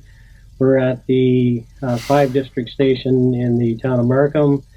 My computer right now says 2:39 in the afternoon. Okay. Just for the record, my name is Detective William Gates. You can just call me Bill here today. And what do you like to be called? Jen. Jen? Yep. What do you prefer, Jen or Jennifer?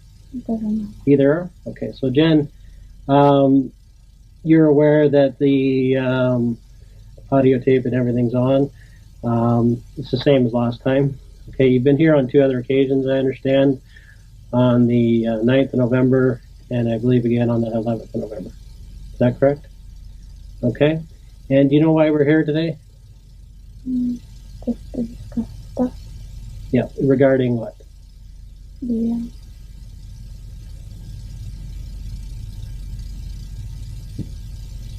what happened at my home. Okay. And as a result of that home invasion, your father and Pam was actually shot, and your mother, Vic Pan, was actually killed. Is that correct? Yeah, you'll have to speak up a little bit just so I can hear you. Sorry, yes. Okay. What's unique about this interrogator is how he immediately adopts a no-nonsense approach, yet manages to build rapport and remain sympathetic at the same time. You'll see that he has far less patience compared to the previous investigator, yet seems to create a stronger connection with the suspect. It's a hard thing to explain, but easily observed, as you'll soon find out. So that's what we're going to discuss here today. Jennifer this time around has read her rights to silence rather than her rights as a witness. If she knew anything about the law in Canada, she would be wise to the fact that she is now a suspect. Fortunately for the investigator, she remains completely naive to the situation throughout the opening phase of the interrogation, making her far more susceptible to the strategy he is about to employ. Okay, just hold on a second. Okay, we're having technical difficulties here. Okay, so that's why they interrupted me. What we're going to do is, if you don't mind holding tight there, I'm just going to move my equipment to the other room. Okay, and then I'll come over and we'll move over there. Next door, okay? I'm just not comfortable being on my own.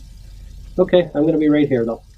Okay? With respect to interrogations, it's common knowledge that the psychological manipulation begins before a single word is spoken. The physical layout of the room is designed to accelerate the sense of discomfort and isolation, and it's fascinating to observe how each interrogator has their own unique methods of setting the tone. Knowing how this interrogation plays out allows us to realize this detective's procedure. The considerable distance between him and the suspect will keep her relaxed enough to be influenced by phase 1. But this same distance will intensify the pressure once he eventually closes it during phase 2. You'll notice this detective is slow with his first strategy, but swift with the second. He takes his time in building trust and establishing rapport, yet once this initial connection is secured, the transition to aggression will be abrupt and ever increasing from that point forward. Jennifer takes a seat in the room 15 minutes since she was first informed of her rights. It's important to note that she is still free to leave at any time at this point. She is unknowingly a suspect, but not under arrest.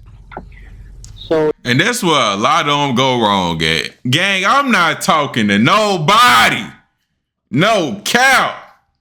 Like, bro, the first thing they always say, you have the right to remain silent in it. Man, come on, bro. Y'all always get that one wrong. They show you that the human brain is crazy. Like, the fact that they give you the main advantage and you still be like, oh, I got this. Let me talk to him because I want to come off innocent. I think if I don't talk to him, I'm going to come out guilty. And you end up guilty. Like, come on, gang. Like, come on, gang. Well, just for the record, this room is being videotaped and audio taped, just like the other one, okay? And I'm just going to grab my chair from across the way, okay? Okay. The detective goes through Jennifer's history of teaching piano and her earlier years of high-level figure skating, which was cut short due to injury. If you didn't get injured, would you still be doing it? Yeah. Okay. So that's nice. And did you, as far as that, did you do like competition skating or? I ain't gonna lie, the quality back in the day was insane. Like, like, bro, like, yo, it like, I've just realized, like, bro, the quality back, mind you, this is 2010, bro. Like, the fact that technology advanced at where it's at today is insane. Cause, bro, this quality on the camera is insane, bro. Like, look how pixelated this is, bro. This looks like a game. Like, this is real deal like a game, bro. Like, yeah. A low budget window. Like, this is insane. Now, you see them, you know it's people, but you can't even get, like, the quality ain't even crispy enough for you to see their faces. Like, bro, like, this is insane. Like, everything real deal pixelated, bro. And how did you do with that? I wasn't at the top of the pack, but just the middle average. Yeah, sounds good though. I just thought of something. If this what the video look like, imagine what they pictures look like, gang, in 2010. Like, when they take pictures, they probably look like Roblox characters. Like, that's insane, bro. Like, the fact that the quality was this bad back in the day is insane. But you did actually enjoy it. it was more than just going for competition. You enjoyed actually doing it. I was petrified of the competition. Okay. All right. Do you have any students right now? Or? No. Okay. And why not? The students I were teaching, they went to high school and lost interest. Oh, okay. Yeah, too big for piano. Hmm. Yeah, I took it in grade school too, but I think I went to grade 7 in it, I think. When I was in grade 7, I stopped taking it, but I still remember Swans on the Lake. I know how to play that, that's about it. The detective then goes through Jennifer's work history as a server before touching on her future plans in education. Jennifer mentions that she plans to go by her parents' wishes and pursue a career in healthcare, at which point the primary strategy is initiated: the how and why solution. The detective gradually begins to shift the blame away from the suspect and onto another set of circumstances that prompted the suspect to commit the crime. He starts developing a theme that will afford her a psychological justification in doing it, and this theme will be further established as the interrogation progresses. It starts off subtle so that she remains oblivious to the agenda. Now, if you could pick any job yourself, I'm not talking about anybody else, but if you could pick for yourself, what would it be? I'm going to be a piano teacher when I come home. But in the daytime, I'd like to have a simple, maybe like a lab technician job, just work 8 hours a day, and then come home and teach piano. Okay. This is an answer the detective was hoping for. Jennifer's preferred career choice is at odds with what her parents wanted, so he now builds on the concept of the overly controlling parent and the unfair limitations it causes the child. He then links this concept with the subject of Jennifer's boyfriend and how she was kept from seeing him. Now, eventually you were discussing Daniel. What happened with that relationship? I hid it from my parents at first. They didn't agree with me having a boyfriend. Okay. And once they found out, they didn't like the fact that he was of mixed race. Okay. And they told me to stop seeing him. Okay. And how did that make you feel? That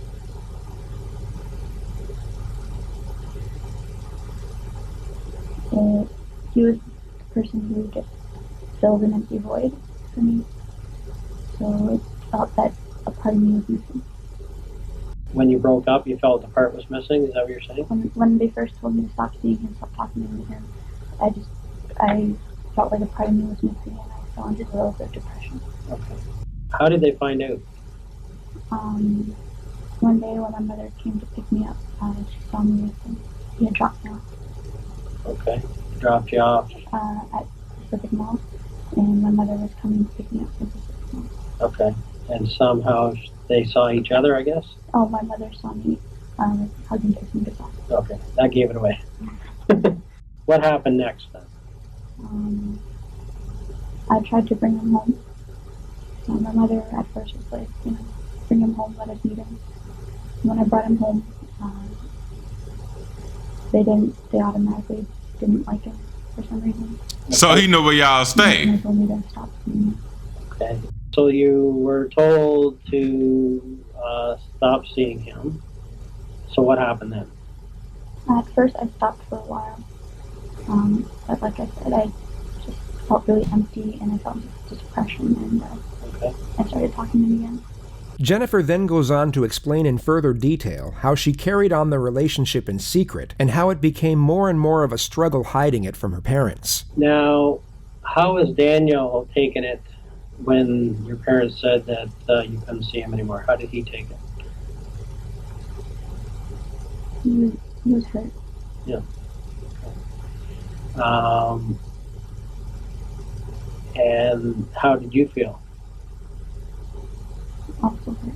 Also hurt. Okay. She then goes on to explain that she was living with Daniel at his parents' house for 2 years, while her own parents thought she was studying at a university. And his parents were, I guess, more liberal than your parents.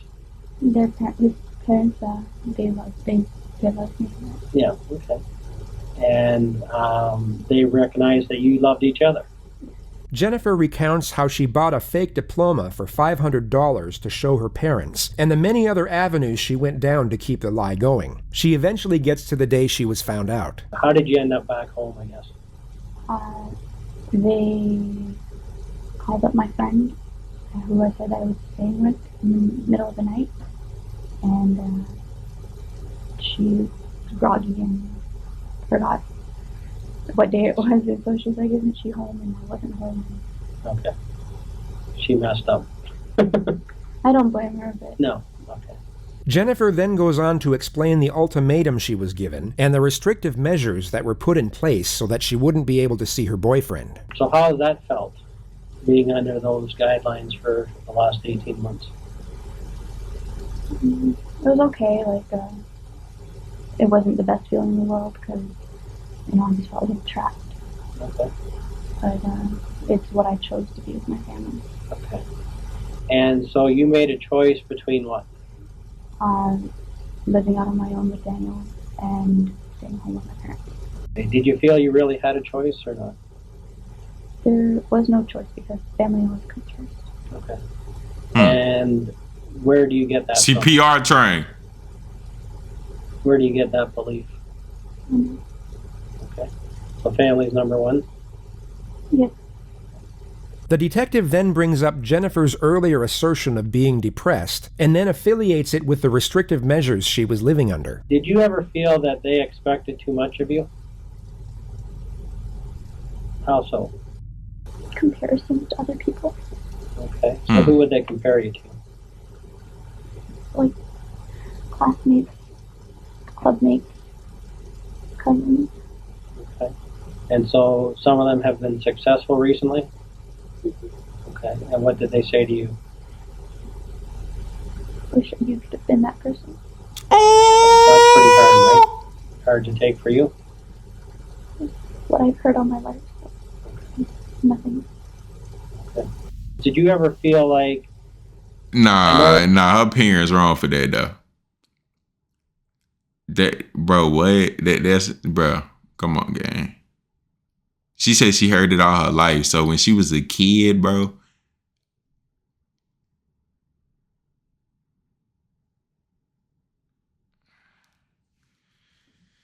It's like, yeah, I understand. Like you want the best out your child, but bro, it's still got to be a balance, bro.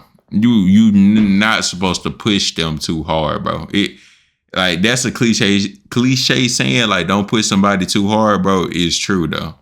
Cause like, yeah, bro, that is insane. I wish you could have been that. Like, what? I wish you could have been that is crazy. You see, like, they wish that was their child. Like, that's insane. Yeah. Wow. That's a motive right there, too. That's another reason to have animosity towards them. Like, she said she heard that her whole life. Oh, you're smart. And they believe you're very smart, but did you ever feel you weren't as smart as what they thought that you were? Yeah. Okay, I get that feeling. That it's... So then, like how I said, you know how cold-blooded you got to be to do that to your parents? But that's probably only if you have a good relationship with your parents. Because mind you, everybody's relationship with their parents is different. So technically, in her case, if she see and view her parents as an enemy, technically, you don't have to be cold-blooded to do that to your parents. Because if your relationship not good with your parents and your relationship is that your parents is an enemy or a villain in your life, technically, it wouldn't be no cold. You won't have to be cold-blooded to do that because you don't see them as your parents, like loving, lovey-dovey, caring, nurturing. You see them as an enemy. You see what I'm saying? So... yeah, it's only like you'll probably be seen as like you're cold-blooded with the woo if you doing that to your parents that you have a good relationship with and they're nurturing, caring, and loving to you and not so hard on you like they actually showing love to you. So it's kind of like it don't really take cold-bloodedness to be heartless to some that don't got a heart for you. You feel me? That's basically what I'm saying. It's more a cold-blooded move to be heartless to something that has a heart to you. Is basically what I'm saying. Pretty tough to live up to their expectations. Okay, like your dad ultimately would like to see you be like a doctor. Those were pretty high standards for anybody. Not everybody can be a doctor. Okay, but they may have acted like you could have done it no problem. Their expectations were so high that few people would be able to reach that expectation. I'm not just talking about you, I'm talking about anybody. And it started at a young age. The detective further explores the stresses of living with overly strict parents, and Jennifer explains in further details the way she would cope, which for the most part was lying about her grades and living a double life with her boyfriend. How did it feel having to lie to them all those years? It's really hard. Really hard. Like I wanted to tell them, but they always looked down in disappointment. Okay. I'm sure there were days when you actually planned that this is the day I'm going to tell them, and then you just couldn't spit it out. The opening strategy of the how and why solution has now been executed. A connection has been attained, and the desired narrative established. The next phase of the interrogation is about to commence, which is first set up by a two-step strategy. Step 1 is to induce fatigue. Step 2 is to induce fear. Now, when's the last time you spoke to your dad? This morning, just to see if my brother had made it into school. Okay. And what have you and your father discussed about this case? He just asked me if Daniel was behind it. Okay. And I told him I don't know 100%, but I don't think he did. Okay. Why would he ask that? Because he believes that we still talk and that he would go to any length to be with me. Okay. Now, what do you think about that? I know that he's moved on, so I don't think he would go to these lengths to be with me when he's already moved on. Okay. The detective has Jennifer go through the entire incident once more, but unlike the first investigator, offers no reassurance nor consolation. Jennifer starts fake crying again, yet this time is given no tissues to wipe away her non-existent tears. Now, do you think there's any They're reason why they non-existent. tied you up and didn't tie your parents up?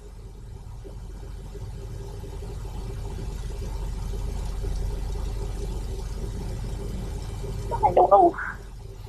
Does that seem odd to you? Why does it seem odd? What is that on his laptop?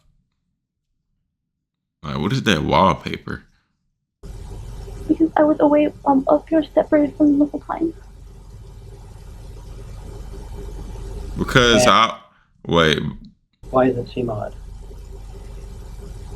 Because I was Because I was away up there separated from the okay. away up here separated Is she from for him the so whole time. yapping? And does it make sense that they would leave a witness behind Nope. if they were going to kill somebody? Does that make sense? I guess Just thinking about it.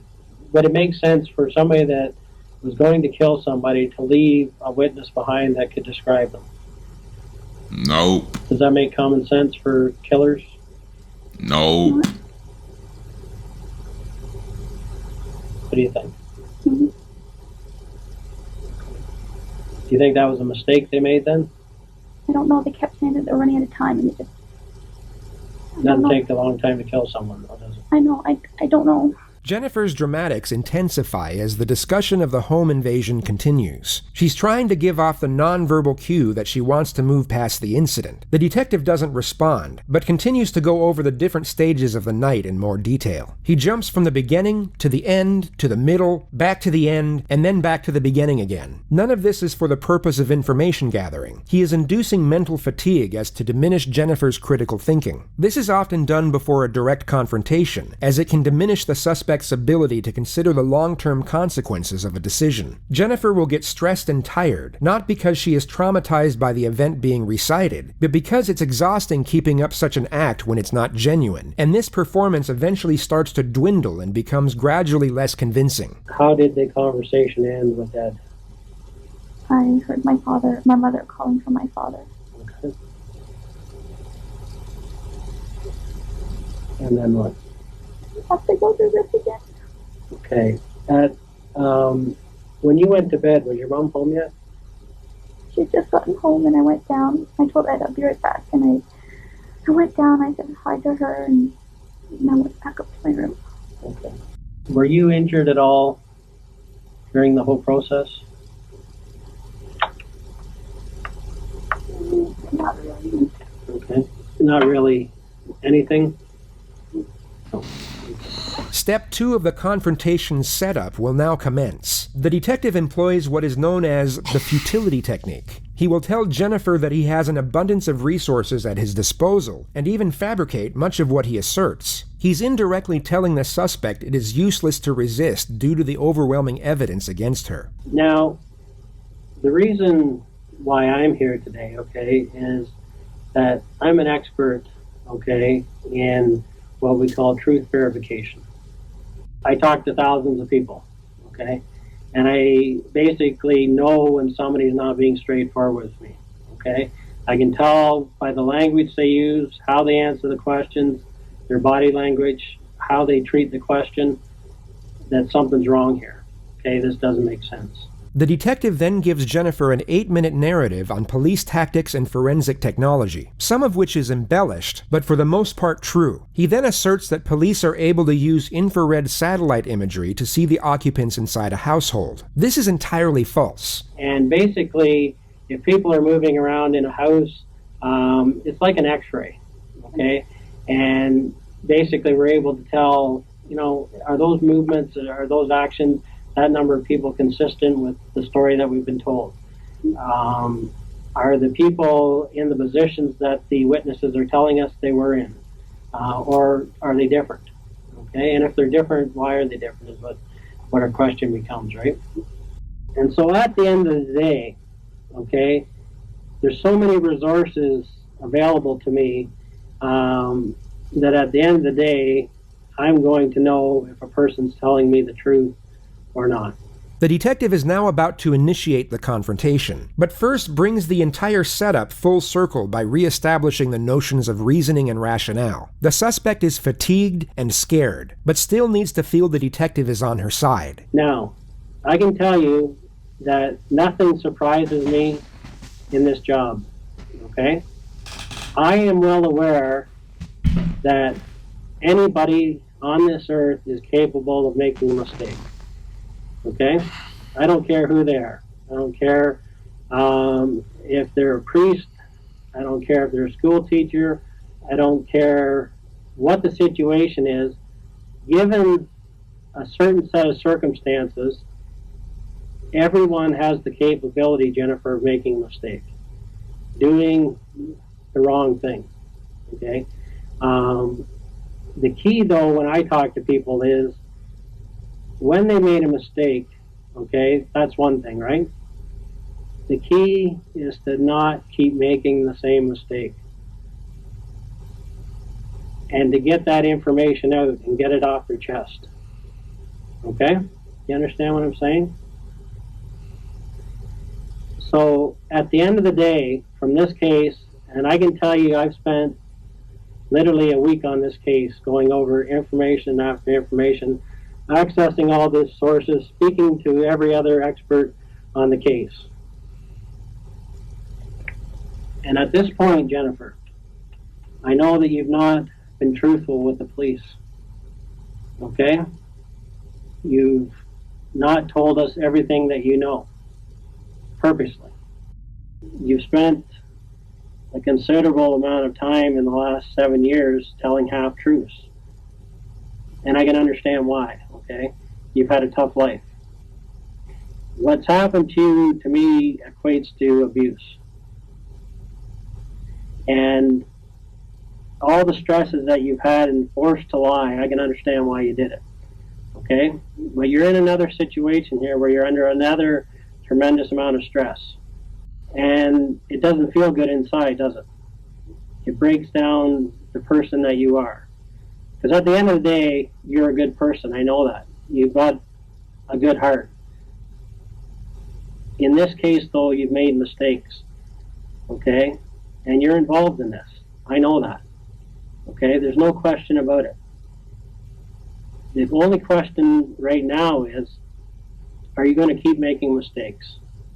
Are you going to go on the route that you've gone on over the years and try to pretend that things happen that never happened? Okay, are you going to not face reality here? We know that you're involved. We've done our homework, okay? We have to resolve that now, here today. I need to know from you what really happened. And I know why this has happened. You have spent your whole life trying to live up to expectations that you can't meet, okay? And that stress the hell out of you.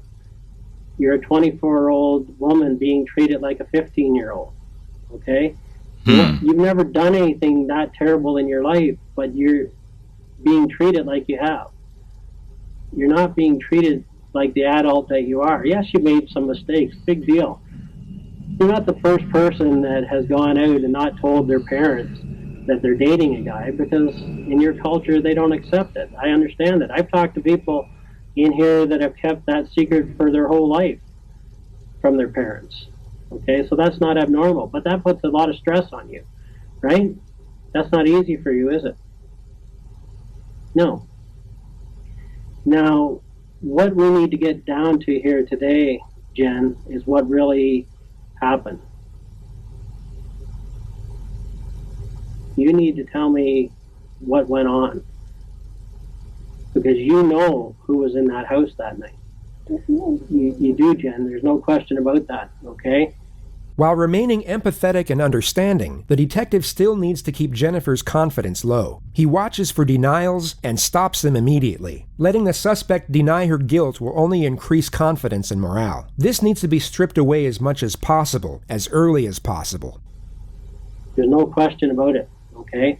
The focus is kept from the magnitude of the crime and concentrated on the justifications of why someone would commit it. Yes, their intentions might have been good, but they're not realistic. They're not, Dan, were they? Ken? Their expectations weren't realistic, were they? You couldn't live up to them, could you? You tried to. Right? Am I right? And finally you had to bite back, right? You had no other choice. You felt like you had no other options. This is Canada. We're in the 21st century here. You cannot take everything out of a person.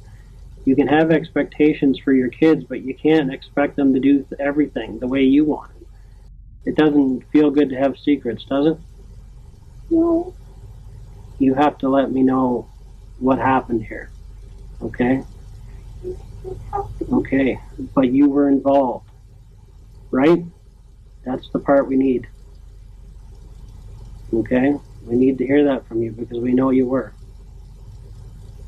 The detective appears to be getting nowhere, so he now lowers the gauge of admission. A confession to a lesser offense is far easier to attain, but once it is attained, can be used to build on the more damnatory elements of the case. You'll also notice that he uses broad terms that infer guilt, yet don't directly accuse Jennifer of murder. You knew before that night that this was going to happen. I'm going to make that easy on you. That's a true statement, right? You knew before that night that they were coming. Right? Go ahead and say, yeah. We already know she guilty, gang. Like, I ain't saying she guilty of like to the point where she pulled the trigger, but we know she already played a part of the murder. We already know that. So just go ahead and tell the truth, baby. It's not worth it. And we actually guessed and got right her motives too. So the fact that she want to be free and her parents trying to hold her down, like chain her up, like locked her, not literal term, but figure of speech term. Anymore. It's hurting you. She seems to be on the cusp of giving some form of admission, yet she's trying to see what their jail time looking like, or how long she'll be sent down if she admit to the crime, gang. wants reassurance as to what it means for her own sake. She asks this question 9 times throughout this interrogation. It's one of the few things investigators can't actually lie about, as it's been used countless times in the past to get a case thrown out under misdirection. They can avoid the question, yet they can't afford any false promises with respect to sentencing. I need to know the details. I can't even say. But I can tell you one thing is that we already know, so you can't change that. Then why did you stop? I know you did. But it got too far ahead of you, right? You didn't think this far ahead, did you? But once they came in, you couldn't stop it, could you? Could you? Jen? Why did you stop? I know. Why didn't they stop for you? I didn't know who they were. But you were part of the planning, right? You have to tell me that part, and then we're going to work through it together. Do you know what I'm saying? You didn't want this. You wanted to stop it. You have to prove that to me now. So what happened to the dudes that was part of it? We have to stop this from happening to someone else. Like, mind you, we only seeing her getting pressed. What about the dudes that actually did it? Like, come on, gang. Like, why is she the only one getting pressed this deep? Like, unless they must be already locked up. Gotta be. Cause like, come on, bro. Right? What happened to me? Jen, we're going to have to deal with it one step at a time, okay? I'm going to be honest with you. I need to know what you did.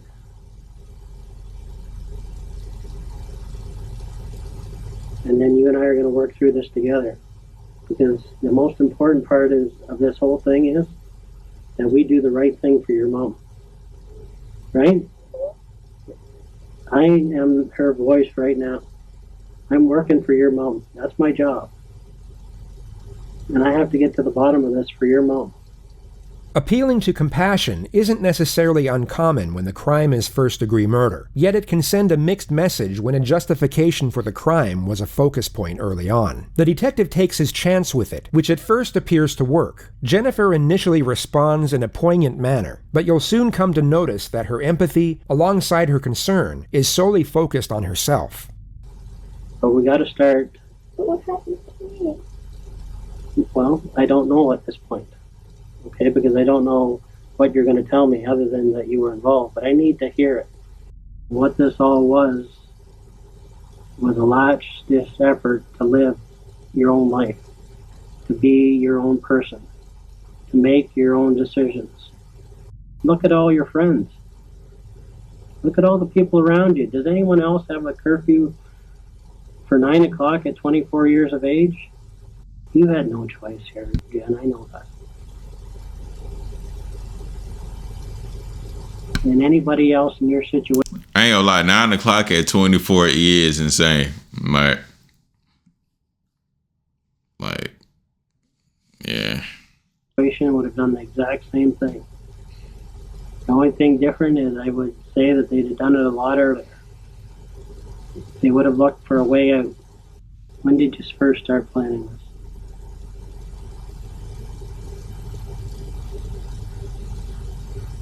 When was the final straw? What was the final straw? So that's what this is all about. Do you want to be a good person here?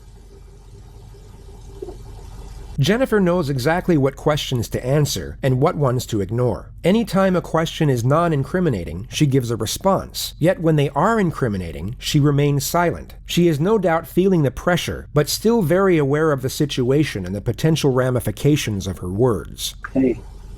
And you know when a good person makes a mistake, they have to face that mistake, right? Right? What do you think should happen? I don't know. You're going to prove to people that you know what the right thing to do is. That's what is going to happen. That's what your mom wants right now. She's watching us here. She's wondering, is Jen going to make the right decision here? Is Jen, after all of this, going to come out on top doing the right thing? I'm here for you, Jen. I'm here for your mom.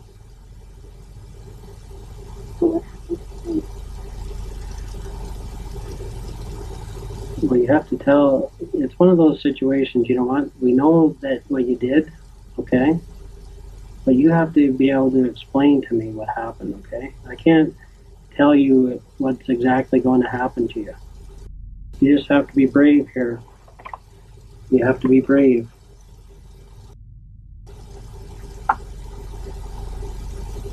"3 hours, 20 minutes, and 26 seconds. The exact amount of time it took for Jennifer to display genuine emotion. The investigator would later testify this was the first moment the suspect was being authentic. He allows her to fixate on whatever thought brought this on, and remains completely silent for just under 2 minutes.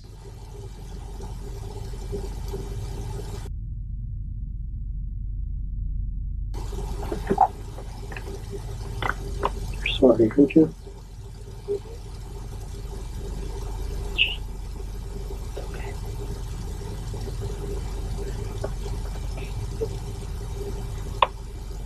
They were supposed to take you? What?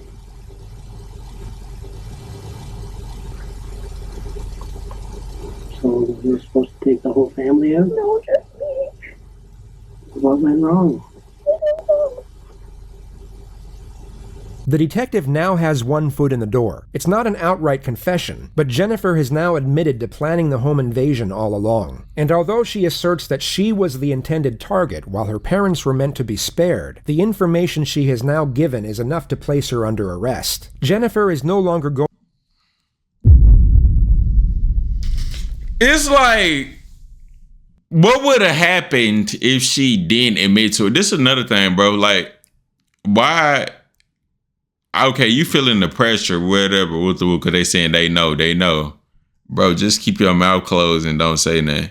Like, what? Because now you... Bro, like, people do not get, you have the right to remain silent. I don't care how much pressure you feeling. They still be, I guess... going home after this interview. I'm just trying to see what's her motive for her snitching on herself. The only thing bro said is we already know. They can lie by saying they already know. So I'm trying to see, like, how does it logically make sense for her to snitch on herself when nobody's pointing a gun to her head to make her tell? The only thing she's feeling is pressure and guilt, I guess. But I guess. Interview. The detective now presses for more information on the amended storyline. It's essentially step one of day one all over again, but from a more powerful position. He knows she is still lying, and now locks her into as many lies as possible within the new narrative. What happened? Why did it change? I don't know. Okay, what do you know?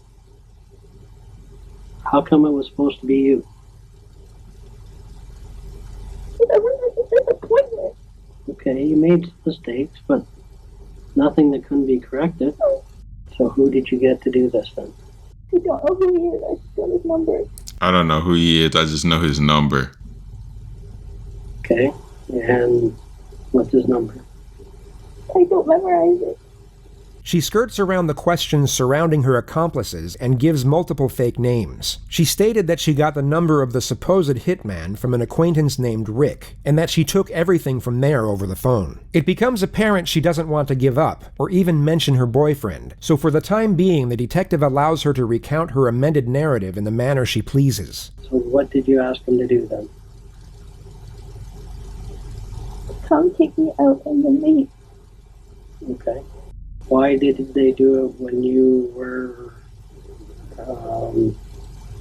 when your parents were there then? Never alone. In the nighttime. Okay. So that meeting you had with Rick, you told him what you wanted? No, I just said that I wanted, if he knew anybody who could take care of something that I needed. And he said what? Here's the number. Did he have the number with him that day? Yes. Okay. What did he say he would do? He just like told me to take care of it. Money do me. So he does come into the house, and you're the obvious only young girl there, right? Yes. Okay. When he came to your room, Yes. What discussions did you have with the guy that came to your room? The real discussions you had, not what you told us. Where was the money? And I showed him where the money was. Okay. But he obviously said, I'm here to do what you asked. He never said anything like that. What did he say? Just like hands behind your back. Did he discuss ways with you how he would do it? No. Did you request any way for him to do it? To make sure no one else was around. Okay. Why didn't they do it the way you wanted? I don't know. I asked them to take me with my mom when they took them away. It doesn't seem to make sense.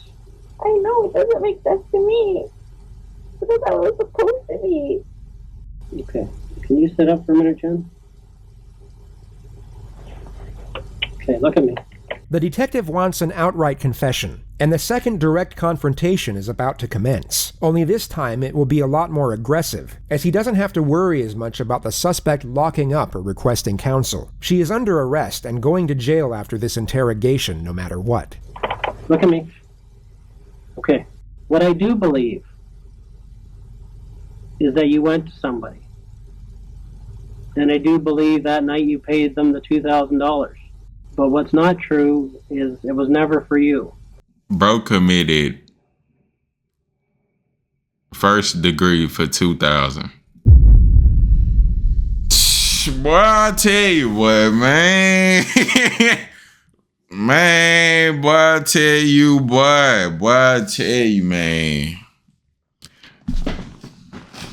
Bro, 2,000, bro. Okay. Okay, Jen, no.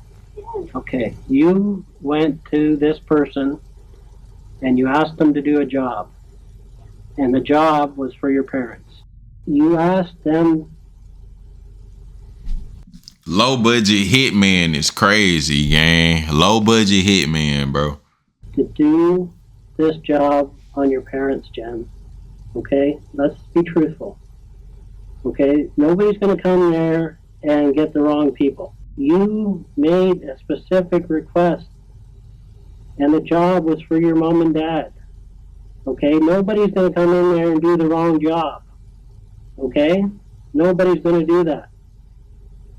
They came, you paid, and they did what they were supposed to do. And the plan was for your parents. Me. Okay? Jen, you have to be honest about it. This is the only thing that's in contention here. Okay? You made the mistake, okay? Everybody understands. Everybody in this police department feels sorry for you. I can tell you that right now. Okay? Because they've seen what you're going through. It's so obvious. Okay? That all this tension they put out, basically this is like a volcano, all right?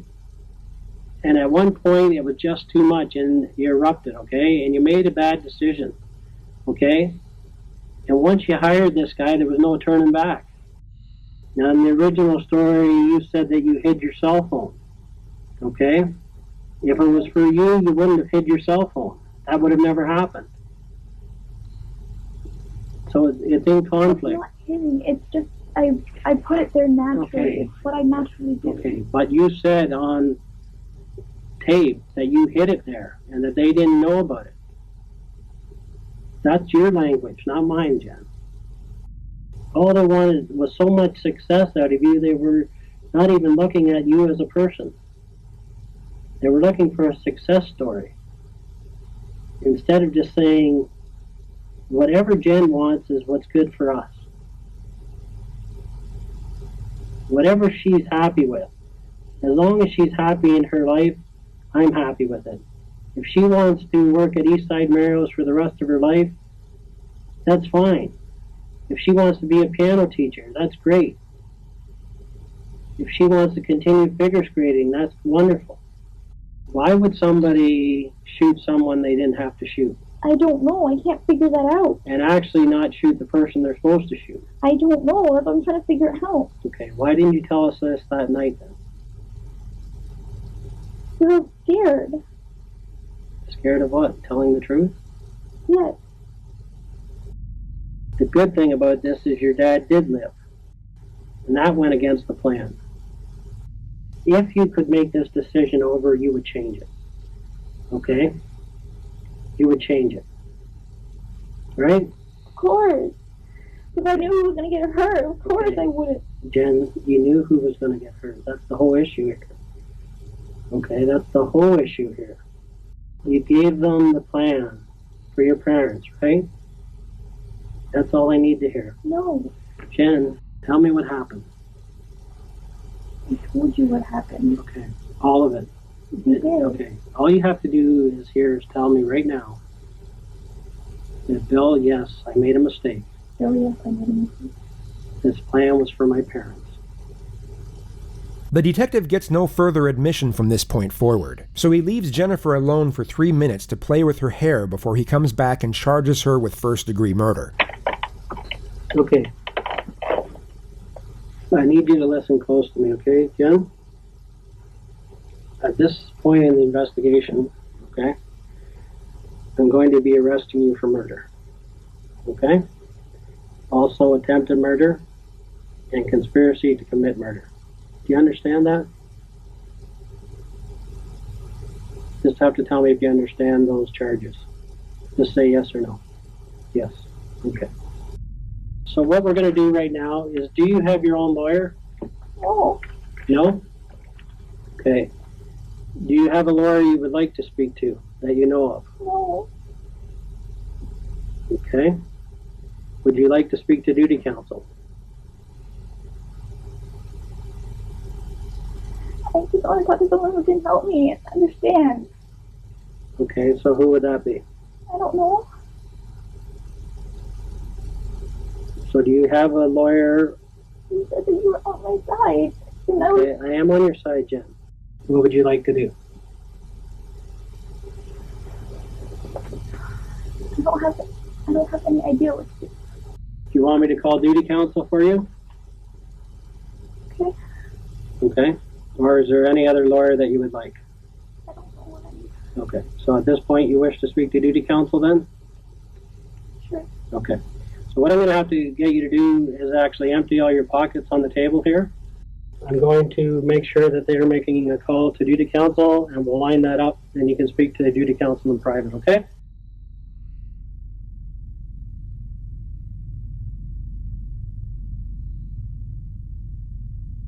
We've made a call to duty counsel, and we're just waiting for them to call back, okay?